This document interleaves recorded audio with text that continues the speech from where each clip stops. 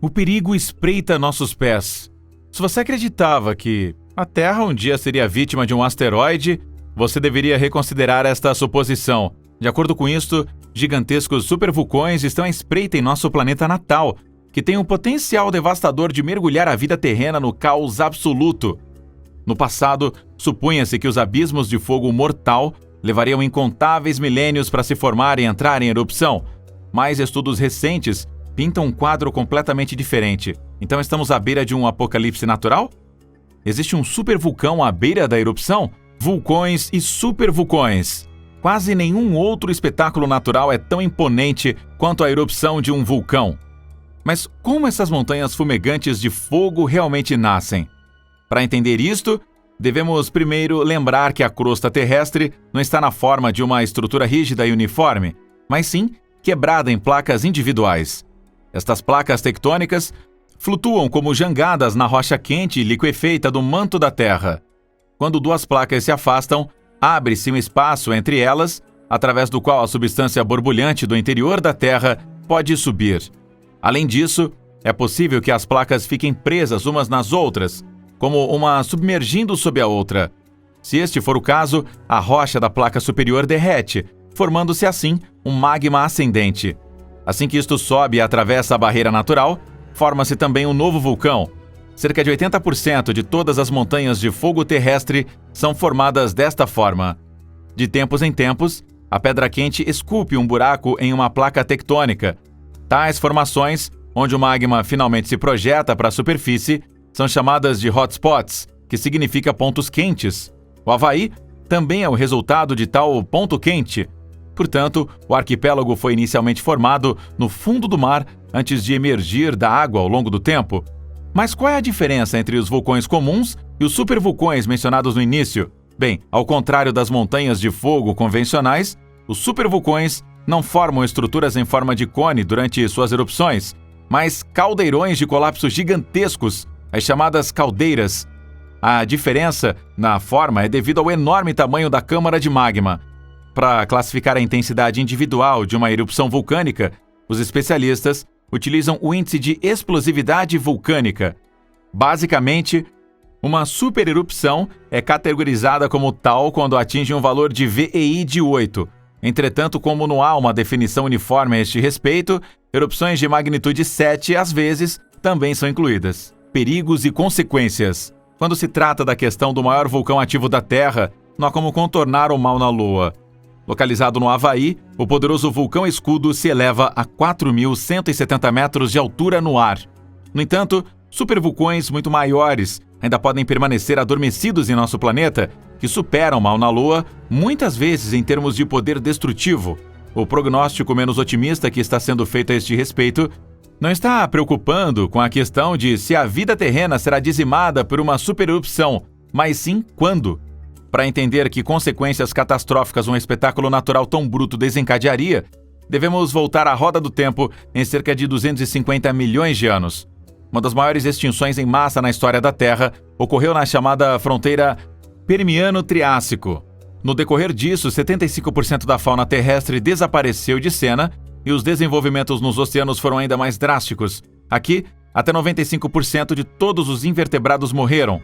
O megavulcanismo, que estava na raiz da extinção, ainda hoje pode ser visto na forma dos traps siberianos.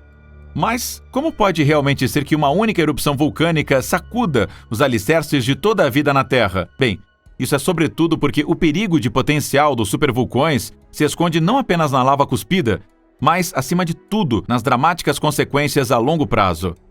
Em primeiro lugar, os fluxos piroclásticos quentes ferventes podem enterrar uma área de centenas de quilômetros em torno do local da erupção. Além disso, uma área do tamanho de um continente adulto pode ser coberta por uma camada impenetrável de cinzas. Quantas vítimas diretas uma supererupção iria reivindicar em nossos dias dependeria principalmente da localização do respiradouro de incêndio. O que é certo, entretanto, é que a vida num raio de 100 km do local da erupção seria dizimada de uma só vez. Sob o enorme peso das cinzas, grandes edifícios desmoronariam, como se fossem casas de cartas. Consequentemente, a infraestrutura também seria confrontada com obstáculos intransponíveis. mas mesmo aqueles que não estão dentro da zona de morte direta estão longe de estar seguros.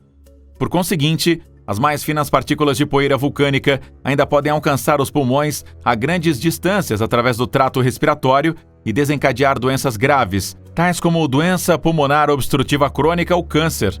O que se aplica a nós humanos também pode naturalmente ser aplicado ao mundo animal e vegetal. Enterradas sob as cinzas, a fotossíntese torna-se mais difícil para as plantas, o que pode, em última análise, levar à morte da planta.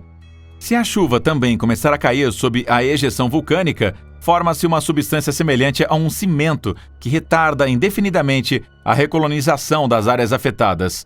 No entanto, a longo prazo, os invernos vulcânicos representam a maior ameaça à vida terrestre. Durante uma supererupção, grandes quantidades de cinza e dióxido de enxofre são bombeados para a atmosfera, espalhando as substâncias por todo o globo como um véu denso.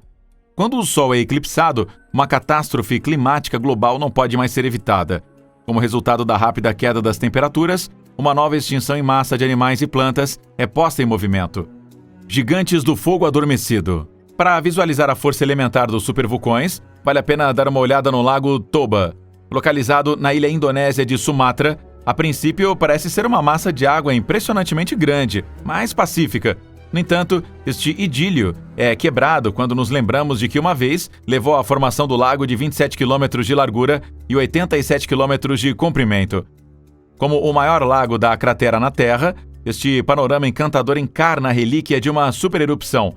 Os especialistas acreditam atualmente que a erupção de Toba é a maior erupção vulcânica dos últimos 2 milhões de anos. Assim, este evento une-se às fileiras pouco povoadas daquelas erupções que atingiram uma intensidade de mais de 8.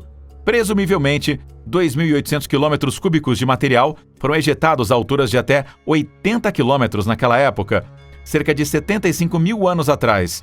E alguns pesquisadores acreditam que o inverno vulcânico que se seguiu também teve uma influência direta sobre o desenvolvimento da humanidade. De acordo com a teoria não incontroversa da catástrofe de Toba, a população de nossos antepassados poderia ter sido reduzida a tão poucos quanto 1.000 representantes. A erupção do campo vulcânico de San Juan, que ocorreu há cerca de 27,8 milhões de anos, foi ainda mais brutal. Em retrospectiva, o VEI deste espetáculo é colocado em 9,2. Mesmo 5.000 quilômetros cúbicos de material foram lançados sobre a Terra ao redor. Nos 1,5 milhões de anos que se seguiram a esta chamada erupção de Fish Canyon Tuff, a caldeira de 35 por 75 quilômetros no Colorado ganhou vida pelo menos mais 7 vezes. E a verdade, as consequências das supererupções que acabamos de observar são tão impressionantes quanto aterrorizantes. Mas tais eventos não são já uma coisa do passado? Afinal, essas erupções aconteceram há milhares ou até milhões de anos. Aqueles que agora acreditam que supervulcões, como a caldeira Lagarita, Toba ou, claro, o mundialmente famoso Yellowstone, estão finalmente extintos, são levados a um enganoso sentimento de segurança. Uma coisa é certa: para estar o mais bem preparado possível contra as catástrofes de uma supererupção, o timing é tudo. Por conseguinte, é essencial reconhecer o perigo iminente o mais cedo possível. O grande problema que os pesquisadores enfrentam a este respeito, no entanto, é o fato de nossa compreensão dos supervulcões ainda ter enormes lacunas. Jogando contra o tempo. No ano passado, foram publicados os resultados de um estudo que deveria fazer todos nós repensarmos. A nova descoberta é que os supervulcões permanecem extremamente perigosos muito tempo depois de terem entrado em erupção. De acordo com este estudo, os flamejantes portadores da morte podem estar ativos por milhares de anos. A fim de avaliar corretamente os riscos de futuras supererupções, é importante decifrar as fases adormecidas entre as erupções. De fato, ainda não sabemos quais processos realmente acontecem durante esses períodos. A fim de aprofundar nossos conhecimentos sobre supervulcões, os especialistas examinaram Toba de perto. No decorrer disto, ficou claro que o magma ainda estava fluindo de 5.000 a 13.000 anos após a devastadora erupção, pressionando o material solidificado acima dele para cima como uma espécie de armadura. Neste contexto, nossas previsões anteriores sobre erupções vulcânicas parecem mais imprecisas do que nunca. Até agora, os pesquisadores têm procurado magma líquido sob um vulcão para classificar a probabilidade de uma erupção. Entretanto, Sabemos agora que uma erupção também pode ocorrer se nenhum magma líquido for detectado ali. No passado, a frequência dos supervulcões era datada de um período de 45.000 a 714.000 anos. Entretanto, este valor deve ser drasticamente corrigido para menos, o valor de um ano. O período correspondente é agora a cada 5.200 a 48.000 anos. Para colocar isso em perspectiva, as últimas erupções com um VEI de 8 ou mais foram agora 75.000 anos atrás, ou 26.500 anos atrás com Taupo, na Nova Zelândia. E se agora compararmos estes dados com as previsões dos especialistas, surge uma perspectiva perturbadora. A próxima supererupção já está de fato vencida. E então, pessoal, agora é hora aí da sua opinião. O que passa pela sua mente diante da força elementar dos supervulcões? Você acha que a humanidade poderia sobreviver a uma supererupção? Já estamos aqui aguardando os seus comentários, hein? Dê um like se você curtiu o vídeo e também a nossa excursão aqui no mundo ardente dos vulcões. Não se esqueça de se inscrever aqui no nosso canal e ativar o sininho para as notificações. Muito obrigado por assistir até o final e a gente se fala na próxima. Até lá, tchau!